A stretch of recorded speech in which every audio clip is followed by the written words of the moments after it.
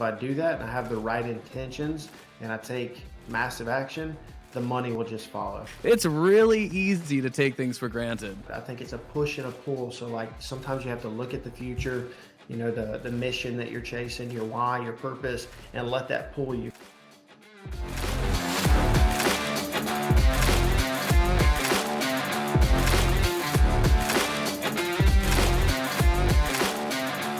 And we live with another episode of the Mission Control Podcast, episode 10. Today we've got Hunter Ballew. This is brought to you by Ascend Digital and Roofar. Hunter, how do you say it? I say roofer. Me too. I say roofer. The jury's still out. I hear a lot of roofers. Either way, great company. Hit them up. Hunter Ballew in the flesh. Just the two of us, brother. How are you? Just hanging out, just the two of us. I wish I could sing. I'd sing it to you. I would love that. One of my core competencies is not singing either. So we're gonna bypass the singing. No melodies. Now, VIP party at Roofcon is different. I'll cut loose. That last night, I'm not stressed anymore. If you want to see me make a fool of myself, come to the VIP party at Roofcon. When's Roofcon? Strawberry wine, great day to be alive, all the good stuff. Okay. And that's coming up soon, right? Yeah, real soon, man. November 6th through the 8th. Wow, just around the corner, folks. So we got a lot to talk about, man. Yeah. So founder of roofing.com, Revolt, you guys are developing an app. Yeah. That's got to be a lot of fun. I'm sure very time intensive. What is it like? What is it like being Hunter Ballew right now? Yeah, I don't know, man. I mean, it's a grind. It's nonstop. It's a lot of sacrifice and time with the family to be on the road and host events and speak at events and do retreats and just a lot. But man, it's a blessing, you know, like it's easy to get all up in your feelings and complain and think, man, I'd rather be home. But I really look at it and I tell myself this often and I tell other people this, man, like, now all my problems are stuff that I prayed for years ago. All my prayers are my problems now, but really they're just prayers answered. And I'm so thankful for that, you know. So really it's just making sure that when I make decisions to be away from my family, that I'm making sure that that time is well spent and I'm not just wasting time away from my family, that I'm either pouring into someone else or I'm being poured into so I can come back as a better man and feel like that I'm inching closer towards the legacy I want to leave. Yeah, that's a really good point. I think it's really easy to do things just to check boxes, right? That may not necessarily be productive, may not be moving that needle towards what our goals are, that legacy that you want to leave, right? And so I think being self-aware is really important in that. And I think it's something that requires consistent focus, right? For sure. It's easy to get caught up, man, in the rat race, but to take the time to slow down and really look at what all you have to be grateful for is something that we all should do more of. Yeah, I agree. So we were at One Industry, One Model, and you actually had your son there with you, and you were on stage, and you gave a speech, and it resonated with me. And I know that the man that you're looking at right here, Mike Stearns, is not the same guy he was 15 years ago, 10 years ago, 5 years ago. And based on the story that you told, it's similar, right? There's been an evolution of Hunter Ballew. So tell the audience what that journey's been like. Yeah, to just sum it up and not go on and give this speech for an hour, it is, 20-year-old Hunter Ballew was focused just on money, just income. How do I make more money? How do I get $2 million? I wanted that financial freedom. I wanted to prove a point to people. Those were the things that were important to me. It was money, prove a point, freedom. And then as I evolved and developed and maybe got a little bit more wise, I don't know that I'm that wise, but I got more wise than I was when I was 20. Sure. 30-year-old Hunter is now focused on how do I impact more people. And I realized that if I do that and I have the right intentions and I take massive action, the money will just follow. And it's proven itself to me over and over again in my personal life, my personal finances. And I'm aligned with so many people who I see do good work and the money follows them. So for me, it was just a shift in mindset and belief from income to impact. I like that.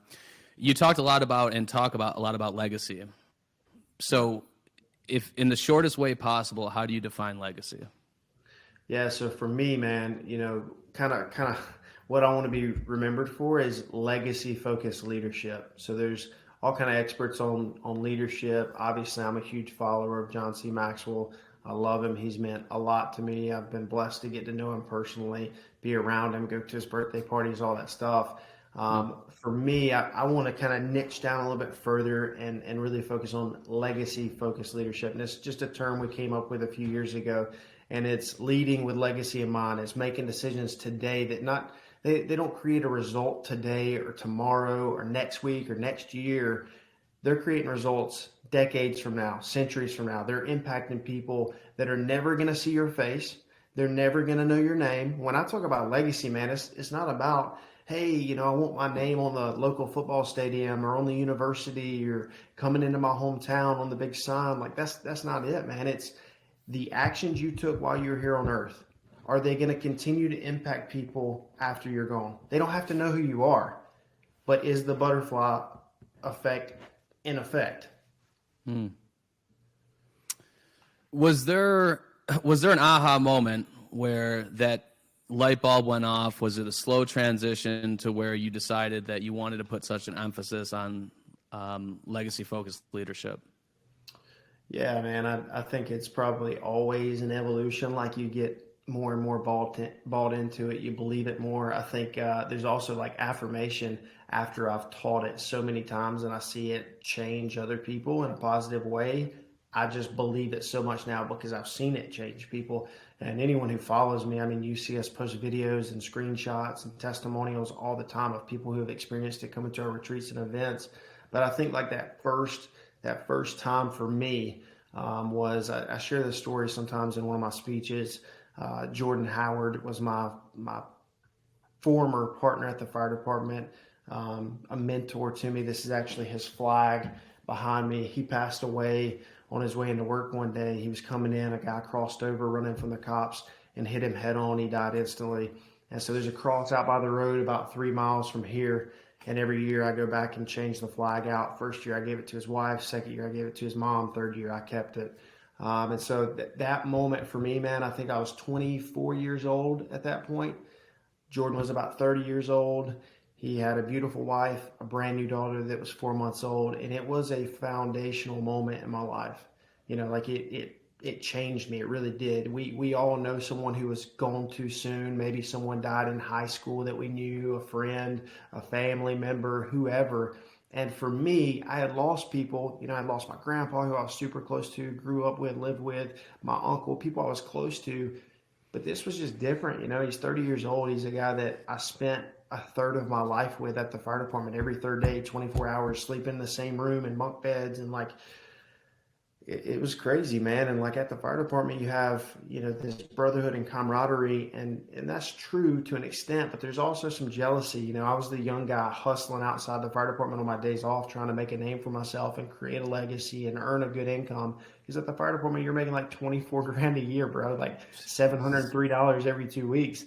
And so I was always trying to make money on the side. I had a lot of people who did not like that. They wanted me to just focus on the fire service and stay locked in. And Jordan was never that guy, man. Jordan, I could take you back to the old station. They've torn it down now. There's a big new station. But the old station, us sitting in the office at the computer and me typing in 2012, what are the best businesses to start in 2012? And like number 6 on the list was a moving company.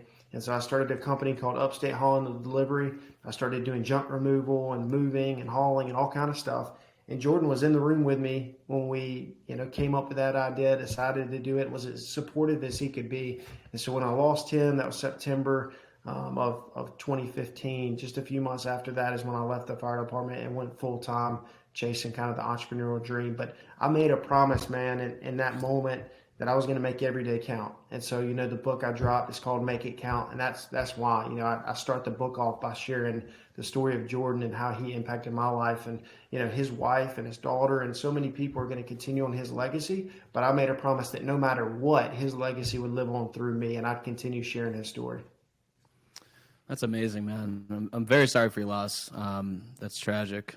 And there's a few different ways that when you experience an event of that magnitude that has such a significant impact on us personally, that those things can be handled, right? You can channel those emotions and that energy in a couple different ways, and some can be very productive, and some may not be. Was there something in particular that, from the coping side, that helped you deal with that situation and that loss? Yeah, man, for me, I think it was just focusing on the future. I talk about this a lot too, man, like focus on the future versus focusing on the past. A lot of people will tell you, like, don't look at the past and let it drive you, any of the negative stuff. And for me, I mean, I do let it. I think it's a push and a pull. So, like, sometimes you have to look at the future, the mission that you're chasing, your why, your purpose, and let that pull you. But at times, man, it doesn't matter how good of a person you are, how legacy driven you are, how legacy focused you are. Like, you're gonna get in ruts. It's just Mm-hmm. life. Like, it happens to every single one of us. I don't care if you're worth $100 million or you don't have any money in your bank account. We all go through ruts. And so at times, man, sometimes you just got to take a look back at the doubters, at the haters, at the people who said you couldn't, and let that fuel you. Let it push you when you're not being pulled. So, for me in that moment, it was more about looking to the future and knowing that this guy had poured into me and that I was going to make him proud and continue on his legacy. That's awesome. Yeah, a chip on your shoulder is not necessarily a bad thing. It often has a negative connotation, but there's a time and a place, and Yeah. like you said, it can be very, very motivating, for sure. So you were in a room at the fire department looking for viable businesses to make a better living, provide for your family, I'm sure, right? And then you started a moving company. Fast forward now, look at you. How do you go from a moving company into what you are now? Yeah, man, just a lot of late nights, early mornings, weekends, blood, sweat, and tears, dust, right? I love that speech by Teddy Roosevelt, "The Man in the Arena." It's one of my favorites. I actually put it in my book, my final words of encouragement in the book. I have the speech in there, and he talks about, it's not the critic who counts; it's the man in the arena. It's the guy that shows up and he's willing to be marred by sweat and blood and tears and dust. And I think it's just so important that we have that willingness to do whatever it takes. For me, it was being at the fire department, trying to figure out the business, finally having the willingness to step outside the fire department and chase my dreams. And it really all kind of came crashing down within a month of me leaving the fire department. The plan that I had fell apart with a couple of partners that I was going to work with. And so I was back to square one, but I had a chief look at me the day that I left during my exit interview and kind of like really condescending say, "Are you sure you know what you're doing, Ballew? I think you should stay with these health benefits and 401k and yada, Yeah, yada, yada." So there was no going back to the fire department. It's like, I got to prove this guy wrong, right? right. I said, I'm going to be a millionaire. I got to be a millionaire. So just started figuring it out, man. I dove into marketing. I figured if I could learn marketing, then I could grow any business. So I did that. That led me to working with roofers. From there, I said, hey, let's start a case study called Cornerstone Construction. If we can grow that, we'll be able to leverage it to get more clients. I don't know what I was thinking. I didn't know anything about roofing.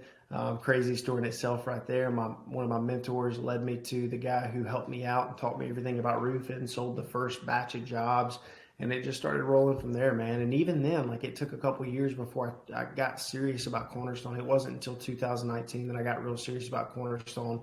I built out Six Figure Blueprint, which is a training outline that a lot of people use now across the United States, and started taking it serious. And then later that year, 2019, this is just Hunter. I can't help but have my hands in a couple of things. I'd go insane if I was only focused on one thing. I started Roofcon, and I started what now is called Revolt. We had a different name for it before, and we changed it to Revolt in 2020.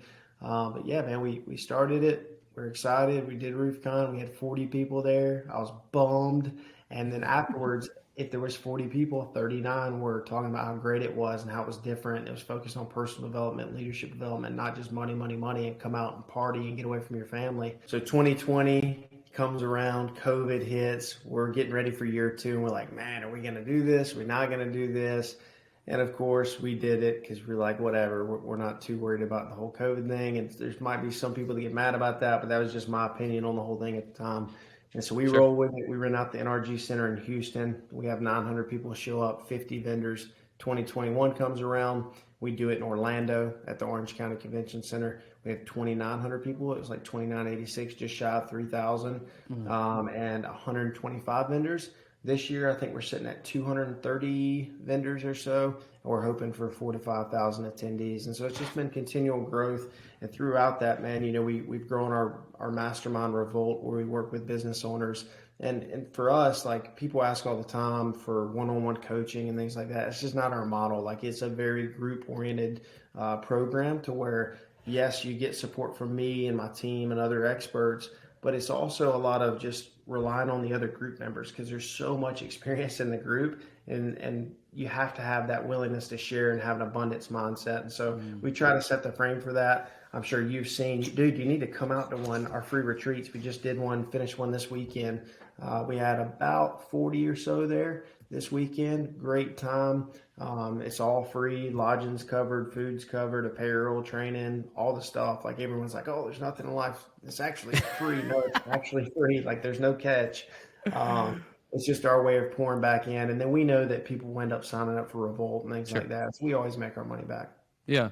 No, that's, I mean, I've heard nothing but good things about the retreats. So I would love to be a part of one for sure. Yeah. How much anxiety was there around deciding to do Roofcon, like leading up to that? I mean, I'm trying to put myself in your shoes and empathize here, and I feel like I'd be pretty anxious, man. I might be a little rattled, a little nerve-wracked. I don't know that it gets better every year. I think it might get worse every year, because the expectations, are raised every year. I mean, we went from 40 to 900, and people are like, oh my God, you 20X. We went from 900 to 3,000. You 3X. Well, I mean, those days are gone. You can't keep 3X and 9X. And this year, it's like, okay, let's maintain. Let's try to, maybe 2X, not even 2X, but, 0.75. Let's get to 4,000 to 5,000, and we'll be happy. And my team actually the other day was talking about next year. Like, what are we thinking for next year? 7,000? I don't think so, man. I think I'm a big believer in quality over quantity. And we want to serve as many people as we can serve, but I think we can do that with 5,000 people. I think we'll probably cap it at 5,000 and just say, hey, first come, first serve. If you sign up, you sign up. If you don't make it, you'll have to come next year. I don't think we probably won't do any more than 250, maybe 300 vendors moving forward. I know there's some other conferences, like IRE is mostly expo focused, not as much keynote focused. I think they have like 500 vendors or so they'll be, significantly bigger than us, but we're pretty happy with that 300 range. We don't want to just let anyone in. We try to do a good job of vetting people. Obviously, there's only so much you can do, but we try to do a good job of vetting people and make sure that people align with our values of integrity, leadership, and legacy. I mean, you've done an amazing job, man. I've been to a couple of them now. I couldn't make the one in Houston, so I gave my ticket away. Hopefully, whomever took that ticket had a great time. I'm sure they did.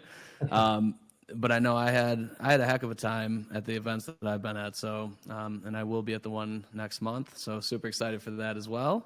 Yeah, and basketball last year. I'm a big basketball guy, so I had a lot of fun playing basketball. I was just like, God, please don't roll your ankle, because that'll be awful, right? I that's my Achilles heel, is my right ankle. This thing is just has been ravaged with injuries over the years. But I digress. What is, in your journey in entrepreneurship and in growing businesses, what has been one thing that has been most impactful that's helped you learn, positive or negative? Yeah, I think that as you grow your company, you're going to start to realize that it takes more than just you. Like, you can't do it all yourself, no matter how smart you think you are. There's plenty of times that we as entrepreneurs, including myself, I'm talking to myself too, we think we got it all figured out. We can do the marketing, we can do the operations, we can do all of it. And man, to do anything of significance, to grow a large organization, to reach a lot of people and impact a lot of people, you got to build a team. You got to have a team. Like Roofcon, I could not do it by myself, dude. I couldn't even start to do it by myself. I tell Jenna all the time, please don't die. Like, if you die, I don't know what I'm going to do. So, like the team, Jenna, Daniel, William, like the list goes on and on and on. Blake, Brent, Skylar, like it takes a tribe. It takes a family to make this thing happen. And even beyond that, like, yes, Posey, and I can name the entire team, right? But beyond that, even when it comes to the event, we have to have like 40 volunteers, 50 volunteers come in and help us do it. We have to hire an AV company that brings 30 people. We have to have a registration team that brings 20 people. Like, it just takes a lot of people to put on something of that size, and we just couldn't do it by ourselves. So I think it's so important that I don't care what your company is. If you're looking at it, you're like, oh, I just do tax strategy and I only need myself. Well, yeah, maybe you can make really good money doing it yourself, and if you're happy with that, that's great. But you could scale beyond that and serve more people. And not only, I don't just mean serve customers. I mean serve those team members that you're providing an opportunity. That's the beautiful part of the entrepreneurship, man, is give an opportunity to others so that they can grow, they can blossom, they can reach their goals. Yeah, you're not wrong. And I realized that early on. I was like, you know what? We're gonna be ultra boutique, and we're gonna service, 10, 15 customers. And this is what we're gonna do, and it's gonna be fantastic. And, the couple people along for the ride are gonna be really happy. The customers are gonna be really happy. But then you start looking through the lens of like, I don't know, I'm in marketing, man. You've been in marketing for a while, and you know how many unsavory actors there can be in that space. Just like any other industry, right? It's not marketing, it's not roofing, it's any industry. Like there can be some nefarious actors, right, throughout in a capitalist society, especially. So it's like I almost have a duty to kind of scale this thing and help as many people as I can. And like you said, internally as well, give people opportunities in the community to make a better living, to enjoy the place they work, be a part of a family, a good culture. It's very fulfilling. Yeah, for sure. I mean, it's so much more fulfilling than the money. Like the money is great. Don't get me wrong. I mean, all of us, we want to make money and be able to have the materialistic things. We want to be able to give back, whatever. But dude, there's nothing like giving someone opportunity and seeing them hit a goal that they never thought they'd hit through your organization. Like that is by far the most fulfilling thing. Yeah, there's no doubt about it. What do you see?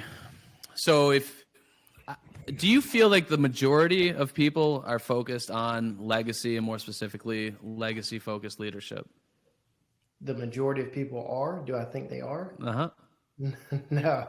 I know they're not because I speak at enough events and lead enough retreats to know that. I just got off a call before this with a guy out in Utah that came to our retreat, and that's literally what he was saying. Is he said he was driving away from the retreat back to the airport to fly home, thinking about how he needs to make some changes and focus more on legacy and create a common mission.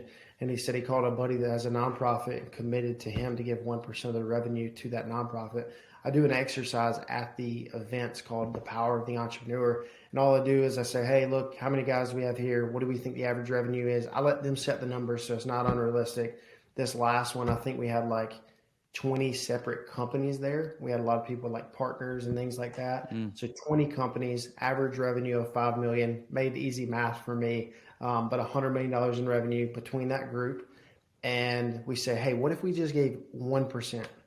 1% of our money every single year to a nonprofit. What is that? It's $1 million, right? We give $1 million a year. Well, let's make it real, man. I do an exercise called RAGE, reverse engineer your goals. And I do this with everything. Let's keep reverse engineering down. The million's great, but how many people are we actually going to touch? How many people are we going to serve? So now you say, all right, how much does a well cost in Africa? If we want to serve people that have unclean water, because still today in 2022, there are like 3.4, 3.8 million people that die from unclean water. So let's say we want to provide those tribes overseas with a well. Okay, it costs about $10,000 to do a well. Let's do the math on that. That's 100 wells. With that $1 million divided by 10,000 each, you can dig 100 wells in a year from just that little group that we had there in that retreat, right? Okay, a little bit further now. How many people does each well serve on average? About 1,000 people. So now you got 100 wells, 1,000 people. You're serving 100,000 people with clean water just because we were willing to give up 1 point, bro. 1 point. That's all it takes. So there's power in being an entrepreneur. There's power in having a business and leveraging that to help others. Yeah, I mean that's a really good way to approach it. It's pretty eye-opening, right? But so why aren't more people focused on legacy and legacy-focused leadership? Yeah, I wish I had a really good answer for that. I think we just don't talk about it enough. Like, let's sit here and think about it. Unless you're going out and you're trying to find that information yourself, you're looking for a John Maxwell book, you're looking for my book, you're coming to a retreat, whatever. Like we just don't talk about it in the entrepreneurial community that much. It's more about marketing. It's more about sales and sales process and how do we raise our revenue? How do we increase profit? How do we get into real estate and create passive income and 7 streams of income and da da da da, all this other stuff. We don't really talk about legacy. And when people do talk about legacy, they usually relate it to money. And how are you gonna, leave your money to your family and set them up so your kids don't have to suffer like you did? I can't stand that statement, man. Like, and I'm not hating on anyone. Like, I'm certainly not hating on anyone, but for me, like, I can't stand when someone comes up to me and they're like, "Oh, Turner's Mr. Roofing.com, future CEO, yada yada yada." My son, no, he's not. He's not. Like, the house, the car, everything I got, it's not his. He's got to earn that, right? Now, I'm a man of faith, and yes, I believe you take care of the generations below you and your family, but he's got to earn it. He's got to step up to the plate. He's got to put in the work. I think that if I spoil him and give him this stuff, I'm just going to ruin him. So I think it's important, man, that we pour into others. We lead and teach, not just give. Lead and teach, not just give. It's easy to just give, give, give, give, give. It's hard to take the time to take a step back and to lead them through the problems they're having. So, yeah, man, I think that most of us, we just don't talk about it enough. But people that come to our events, that come to our retreats, and I'm not saying this as like a selfish plug, but like there is a difference. There is a change. And I have hundreds of testimonials of people that would tell you that. We just have to talk about it more. We have to put ourselves around other people who will not only talk about it, but hold you accountable to becoming that person you want to come, to leaving that legacy you say you want to leave. We actually do an exercise called Lasting Legacy at our retreats, where we help you establish the legacy that you want to leave. And what we're doing is we're just creating the distance between where you are now, the person you want to be, and then what does it take to get there. And from that, we boil it down and we get them to create a life mission statement. So we have a life mission statement, or we have a mission statement, we have core values, all this stuff for our business, but we don't do it for ourselves. For me, I say over and over and over, I've said it so many times from stage and podcasts and whatever, my goal, my life mission statement while I'm here on earth is I want to help develop millions of leaders who go on to change the lives of billions. It's that simple. It's that one-liner. I'm going to help develop millions of leaders who go on to change the lives of billions. Now, when I make decisions to leave my family, like I just did from October 6th to October 17th or whatever, 11 days, and I'm missing time with my little boy, I'm missing time with my little girl that we just had a month ago, I have to make sure that time that I'm missing with them is because I'm in alignment with my life mission. I'm moving towards that. Not that I'm chilling on a beach in Cancun to get away from them. Well said. Yeah. You said something about an exercise that you did at one of your retreats. I think it was a Revolt event, where it involved a eulogy. Yeah, that's the lasting legacy exercise. Yeah, so that shit gave me chills. So, like, talk about. I want to talk about it, but I want to understand where you came up with this, because it was jarring at first to hear about it, because you start to try to put yourself in the shoes, and it's like, wow, that's real, right? Yeah, tell us about it. I've heard there's other people that do stuff similar to it, so I'm not going to sit here and act like I came up with the entire thing, but I kind of did. Like I've heard that other people do it, so I don't want to step on any toes if other people do something like this. But I think if anything, ours is different than anyone else's. And I hate to ruin the experience for anyone that is thinking about coming to a retreat, but I'll give you a rundown. So basically, we take them out to a cemetery. We have everyone come into the cemetery. We show them a video of a former Revolt attendee. He came to a retreat. He was the quarterback of the team during the football team. We during the football game, we usually have like a football game we do just for competition, to have some fun, to loosen up. And you can see him as the quarterback running around on the field. He's 30 years old. He's got 2 kids and a wife, super healthy, running a successful roofing business. And then 4 months later, his name's Lex Wilbanks. He lost his life. He was gone. He got brain cancer, and 4 months later, he's gone. His wife is without a husband. His kids are without a father. And it was completely unexpected. It was just days after he turned 31 years old in July of 2021. And so, we use that to set the frame for when we go into the cemetery. And we say, we want you to watch this video. And then I explain to them, hey, this guy is just like you. He came to this retreat. He went in there. We actually share because we record everyone saying their eulogy.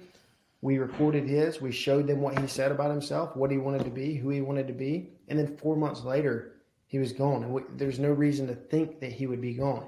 And so I tell them, hey, look, in this, I'm going to make a bold statement. In this group right here, in the next 5 years, one of us will be gone. It might be me. It might be you. It might be the oldest guy, the youngest guy. We don't know. And it sounds cliche, but we're not promised tomorrow. So we do have to make every day count. I don't know if you were in there for my keynote last year at Roofcon, were you? Mm-hmm. You were? I made a statement there. I said the same exact thing in that room. I said in the next year, one of us will not be here. And I had actually forgot about it. And Eric Richardson out of San Diego, a roofer out there, commented when Ben Machaca passed away. And he was sitting beside Ben when I made that statement. And Ben, less than a year later, and he's not here with us. It's just a fact. When you get that many people together, right? Like someone is going to lose their life. Who's it going to be? Start taking the action needed to secure that legacy today. Quit putting it off. We go through that exercise. I show them the video, and then I say, all right, everyone walk around and find a tombstone that you feel like you relate to. Maybe you see a name. It's the name of your sister, your mom, or someone that passed away. Maybe you see a date that's significant. So perfect example is we had a guy named Sean Winkle come to this last one. He walks up to a tombstone, and the date of death, I think it was the date of death, was his date of recovery when he got sober and he quit using I guess I could say it, meth, when he quit using meth. And so that meant something to him, right? He found that tombstone, he sat down in front of it, and I started walking them through the exercise. And so I have them do this exercise, and it's pretty simple. It's write down your first and your last name, was. So Hunter Ballew was. You started off with that, so it really sinks in that we're talking about us as if we're already gone. And you're writing a eulogy from the perspective of the person who loves you the most, that you love the most. That might be your spouse. It might be your kids.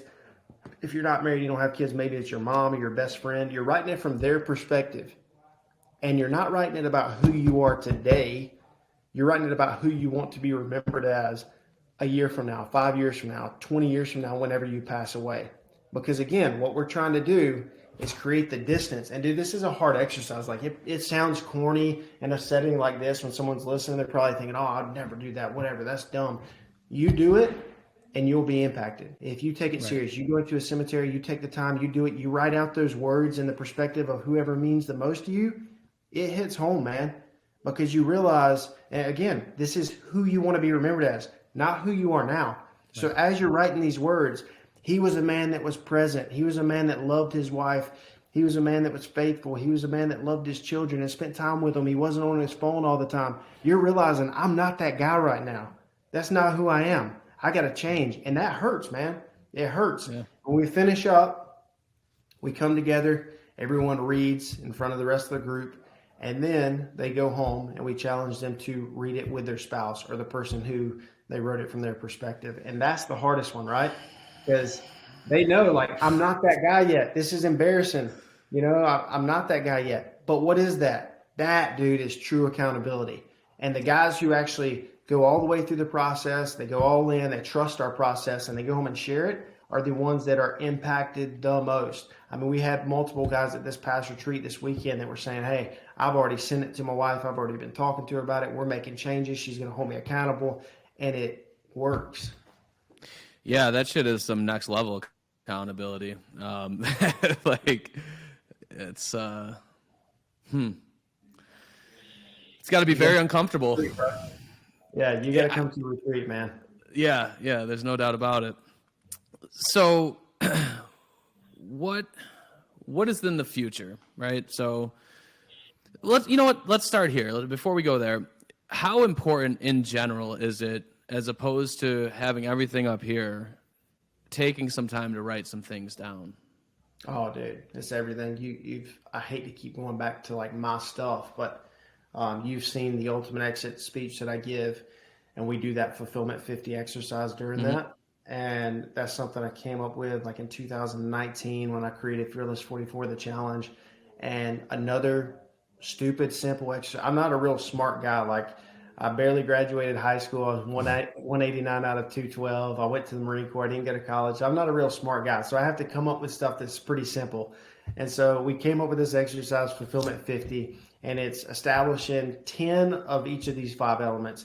What are your 10 blessings? What are you grateful for? What are your 10 reasons that you push so hard that you want to accomplish your targets? Third is, what are your targets and what are the deadlines for those targets? So you say you want to be worth $1 million. Okay, what's the deadline? You say you want to give $10,000 to charity. What's the deadline? Create a deadline so you have something to hold you accountable. Number 4, this is one we added later. I actually started it as Fulfillment 40, and then we added an element, and it was consequences. For every single target that you establish, if you don't hit that target, there's a consequence. Now, some people would argue and say, oh, no, if I don't hit $1 million, it doesn't matter. Yeah, it does. If you're doing it for the right reasons, if you have a common mission in place and you're serving a purpose, serving a need, if you don't lose that 50 pounds, what happens? Maybe you die an early death. Maybe you can't chase your kid or your grandson around at the soccer field, right? There's a consequence for every single missed target. And then lastly, number 5 is excuses. What are the excuses that we tell ourselves? So we go through that with all of these business owners, and then we challenge them to go home and do that with their people. Because what it does, man, this is the beautiful part, and it's so impactful when people actually do it. What do we usually do as business owners with our sales team? We sit down, we come up with a sales goal. If we're above average, maybe we say, oh, why do you want to hit that goal? What's the reason behind it? Do you want a new car? Do you want a new house? You want to take your wife on a trip for your wedding, whatever it is? Dude, this is really dialing in and figuring out who they are, what drives them, what moves them. And it's an investment into them. Now they know that you actually care about them. And you can keep those in your office or take a picture or record them, however you want to do it, and know what this person is grateful for. Know what their targets are. Know what their reasons are, their excuses are, their consequences are, so you can use that to hold them accountable. Yeah, and that's a really good point. And I think that it's also really important to, as far as like circling back to those things, right? Because there, like you said, the accountability of doing that exercise, you can do that exercise once, never go back to it, and it's all for naught, right? It's not going to make an impact. It might make an impact for 5 minutes, for a day or a week, but if you're not managing your team with that exercise on a consistent basis, it doesn't show as much that you care. There's not going to be that level of accountability, and ultimately they're not going to actualize at the same rate the things that they would actualize if you did. And I think that's really important when you're talking about being an active leader, that a lot of people miss on. Yeah, and man, to the point where we, with Fearless 44, have them review it daily. And, some people think that's a little extreme. No, it's not, man, because when you wake up and you look at that sheet and number 1 thing on the list is your blessings, well, guess what? When it's 2:00 in the afternoon and you're frustrated because one of your employees is doing something dumb or cash flows messed up or a crew messed something up on a roof, like, you can reset, you can think about those blessings and not get flustered, because you know that you're going to get past this problem just like you've got past every other problem in the past. And I could say that about every single one of the elements, how you can use it, but that's just a simple example. Yeah, it's a good point too, because I think it's it's really easy to take things for granted, right? Yeah. Whether things are going shitty, whether things are going fantastic, but especially when things are going really well, you start to take for granted the things. I try to do an exercise when I feel like I need to rein myself in, of like, it sounds wild, but like envisioning something terrible, like truly terrible happening in my life, right? Yeah. And people are like, that's morbid, that's weird. It's like, no, like sometimes, like if I feel as if I'm not appreciating the simple things in life, like the fact that this morning I got up and I went and played basketball, like how fucking fortunate am I at 34 years old that I could be sprinting up and down a court with a bunch of my friends playing basketball, right? It's easy to take those things for granted. Yeah, it is. But what you're talking about, that's as opposed to waking up and looking at your email and getting stressed out immediately, taking a look at things to be grateful for. I think that's a great exercise to hold yourself accountable and not take things for granted. Yeah, for sure. So the future of Hunter Ballew, what does that look like? Man, I wish I knew. I'm trying to figure it out daily. It involves multiple activities, right? Yeah. No, it's funny. I met with a guy that's kind of mentored me, pretty high-level finance guy, last Monday for breakfast. No, last Thursday for breakfast. And I said that. He's like, "How you been, man? What you been up to?" I said, "Oh, just trying to figure my life out." And he said, "Well, I'm 65 years old and I'm still trying to figure my life out, so don't sweat it." Yeah, man. I mean, we're excited about Roofcon, excited about Revolt. We've got roofing.com cranking. I think maybe you know a little bit about that, where we've got some companies coming together to make a bigger company. And we've just kind of been taking our time on that, analyzing the different prospects, seeing who's the best fit to merge into that. So we're excited, man. We've been working with some people with capital, so we can help some of these companies take some chips off the table on the front end, and then have a bigger exit on the back end. So when we go together, the multiple is much larger. So a lot of fun stuff, man. I'm always super thankful. I get to do these fun things, the events, the retreats, have the book, get to come on here and podcast and do cool stuff like this. But yeah, I think for me, it's just head down, focusing on the future. How do I continue to move towards that legacy? And obviously business is a big part of that. I do have big financial goals because I believe with bigger financial goals, bigger bank account, I can help more people. So I'm going to keep pushing towards that, man. We have a new event launching next year through Revolt called Revolt Live. We're actually trying to lock in the dates and the venue right now. We just got a contract back today. Haven't announced that. That's going to be a smaller one. We'll probably only have like 10 to 20, maybe 25 vendors, and we'll probably cap it at 500 attendees, but super excited about that. I've always wanted to, do something outside of roofing as well. I didn't want it to just be roofing. And so with Revolt and Revolt Live, Revolt's opened to all industries now, the mastermind side of it. We launched the app already. And so we have 3 tiers. Previously, you could only get in for like 30 grand. Now we've got it all the way down to $7 a month. You can get inside of our app and be a part of that community and network with other like-minded individuals. So excited about that. Excited about the Revolt Live, the event, launching that first one. Should be a lot of fun, man. Yeah, let me know when you got the dates. That's you got a ton of exciting stuff going on. So the question that everyone's been waiting for me to ask: what'd you have for breakfast with a high-level finance mentor? Well, it's funny because usually I fast, but I felt weird just not eating. Yeah, I'll just watch you eat. It's fine. Yeah. I just got exactly what he got. He got a couple of eggs over medium, some grits, and some bacon. That's it. Yeah, we don't really have grits up here in New York, so I usually try to get them when I head down south. Poor souls, man. You got to get down to South Carolina. I'll feed you some grits here at the Waffle House. Flashback to my cousin Vinny. Do you like them regular, creamy, or al dente? I'm not a big creamy guy. I'm more of a regular guy. Yeah. And I don't know what the hell al dente is or whatever. It's like more of a chewy, undercooked. Yeah, I think so. Yeah.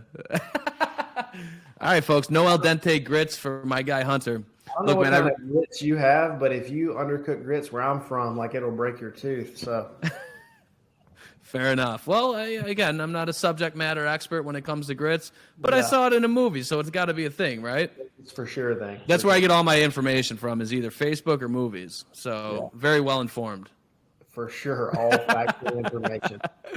Look, brother, hey, man, I really appreciate having on. I'm sure the audience found a ton of value. Be sure to reach out to the team at roofing.com. If you're interested in Roofcon, you certainly should be. If you're not, first-hand experience, it's been fantastic for me and a lot of people that I know. So thanks again, Hunter. Appreciate you.